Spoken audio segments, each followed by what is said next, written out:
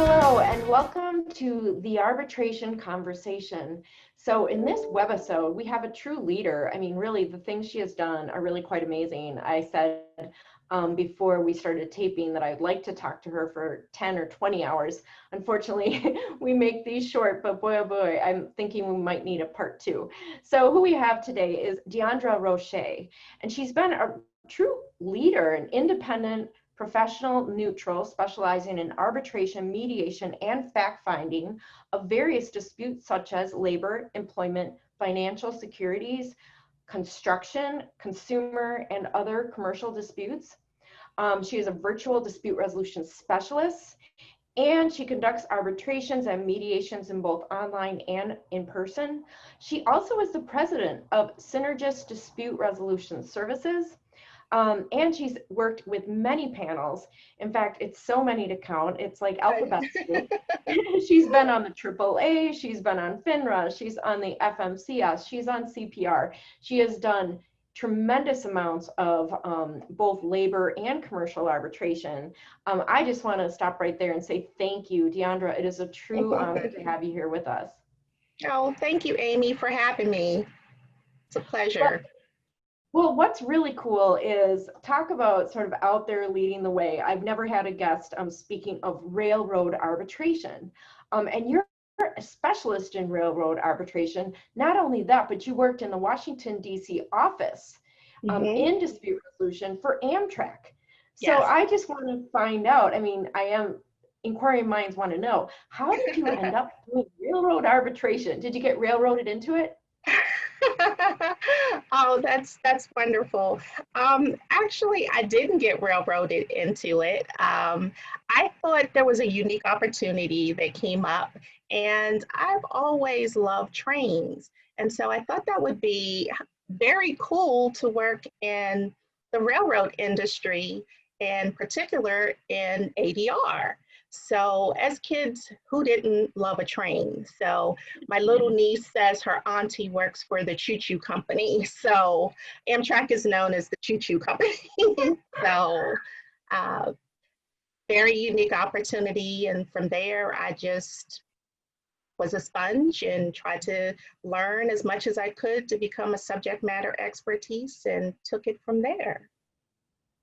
I mean, so I don't actually know. What are some of the procedural nuances? I mean, I would think railroad arbitration really would have some kind of peculiarities or procedural nuances. They actually do. It's a very unique animal. And what is so interesting about the railroad that I really appreciate is the rich history that comes from this labor industry. As we know, it's one of the original labor industries, and the ADR processes actually reflect some of that history. So some of those nuances are actually extensions of that history, and everything that you actually do in this profession just reminds you of that rich history and the foundation and the development that it has contributed to the country. Yeah, I mean, I think about even the differences between the Federal Arbitration Act and why we have the exclusion for transportation workers, right? So that sort of feeds in to one of the key distinctions. It is a very key distinction because there is actually the railroad industry and the airline industry are the only two industries that are governed by the Railway Labor Act rather than the National Labor Relations Act, which is what governs most of the labor cases. So under the Railway Labor Act, there are various sections, and even within the sections, you can have different formats of arbitration. So for instance, you have a Section 3 arbitration process, which is more for minor disputes. And the minor disputes are more akin to discipline and grievances, and it's an appellate process. Then you have interest arbitration that is under the Section 6 process, And the section 6 is for major disputes, and major disputes have to do with the collective bargaining and negotiation process of the contract itself. And due to that history, the collective bargaining agreements in the railroad industry do not expire. They just get amended. So when you have the bargaining and negotiation, they are just basically extensions or amendments to the collective bargaining agreement, which has, you see the history there. So you have those nuances play out that way. And you have things like special boards of adjustment, presidential emergency boards, public law boards, and you also have the National Railroad Adjustment Board.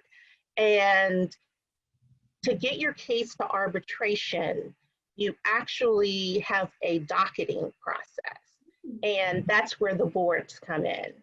So in that docketing process, you have a tripartite board. So basically, the National Mediation Board administers the Railway Labor Act. They also, actually are the ones that have the roster of neutrals. And so the roster of neutrals are arbitrators. They are independent government contractors. So under this particular process, it's very governmental. So it has a budgetary component. The interesting thing also about this is that taxpayers pay for the arbitration cases under that particular Section 3 process, which is different from in the airlines. They have to pay, the parties pay for their system boards and their arbitrations, but in the railroad. So it's a lot of the docketing or the ability to hear the cases is very dependent on federal funding and the budget. Wow. Well, how does that, especially in tough budgetary times, I'm just thinking of how, does that have any impact or create any issues right now for railroad arbitrations? What you normally have, it can. So what normally happens is that we have the September 30th is usually the fiscal year end. And what will happen is they're very seldom they have the budget for the next fiscal year in place. So they will do a continuing resolution. So that's pretty much how you continue to operate in this particular space. So with that in mind, it causes the parties and the neutrals sometimes to be a little creative because I remember one year there was no funding for travel for arbitrators. So we have a lot of processes, or we use virtual hybrid processes to be able to get our cases heard. And now people are doing a lot of virtual hearings because of the pandemic. But in the railroad, we actually incorporated those virtual components because it was an economic factor so that we would be able to hear our cases. That is really interesting. It also makes me think just about what a limited number of individuals that even would be part of the pool of arbitrators, and the fact that you've sort of broken into this industry and into an area. I would imagine there's been tremendous challenges. What, in your view, what have been your challenges as you've broken in as a diverse neutral in a space that's probably pretty limited and hard to get into, I would think? That's a very good question, Amy, and thank you so much for asking that question. Because there have been challenges. Like I said before, this is a very old, labor-intensive, and rich in tradition and culture industry. So although African Americans and Asian Americans peoples built our country's railroad system, it has been a very male-dominated good old boy industry, which has extended into its ADR profession. It also extends a bit further. Uh, the railroad industry, it's sometimes pretty hard for people who are not within the industry to be able to come into the industry because they're seen as non-railroaders. So that's one good thing by me being in the industry. I sort of speak the language. So in addition to the diversity issues, you also have the internal cultural issues. So I think being a woman of color, some of my biggest challenges have also manifested into opportunities because they help define my uniqueness in such male-dominated industries such as the railroad and construction industries. Because there are very few women and there are even fewer people of color. So when people see me, they're pretty intrigued. And I kind of feel kind of like a magical unicorn in some of these ADR spaces. But it's my hope that leaders, decision makers, and parties come to realize that diversity strengthens organizations and it fosters better outcomes in their organizations and in the ADR profession as a whole. 1000% amen. That is so true. And it's great to have people like you out there fighting the fight, although I'm sure it's exhausting at times, having to sort of constantly be the first one or only one in the room. And I will tell you, I actually practiced construction law before I became a professor. And I was always the only woman in the room. So I do understand sort of that culture can be, another issue as well. Right. Getting broken. And what do you see as other challenges and ways that we can do better as an area in arbitration in particular, even putting aside mediation or other, but in arbitration to do better with respect to diversity? I think that what we need to do is we need to actually pull together and lean in more. People are leaning in because of where we are right now with societal unrest, with the pandemic. It's just been a very unprecedented time in our history, but we need to take this opportunity to lean in even more and understand that we're a global society and our profession, in order to maintain its validity, needs to represent that globalization in the profession. So no one's trying to take any jobs away from anyone, but I think we're better when we all make a united front and stand together. So leaning in more to be able to validate and substantiate and show that our profession is really representative of society.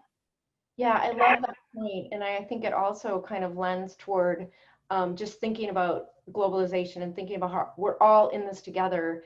We're in the middle of a pandemic, which Right. also makes us all in this together. And I wondered if you had any views about how really COVID-19 and how the pandemic has impacted railroad arbitration as well. Well, I think that COVID-19 has not been any different for any other industry as far as the railroad.